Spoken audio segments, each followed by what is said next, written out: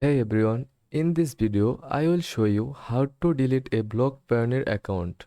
First of all, contact Payoneer support. Since your Payoneer account is blocked, you won't be able to delete it manually.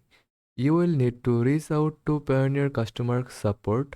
Visit payoneer.com and click here and click support center.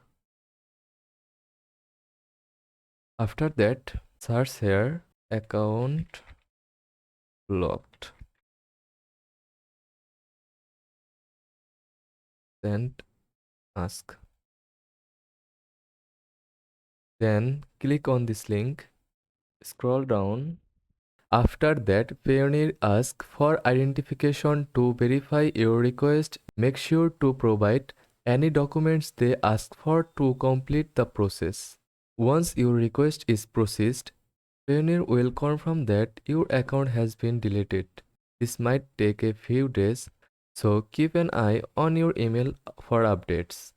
And that's it. You have successfully requested the deletion of your blocked Payoneer account.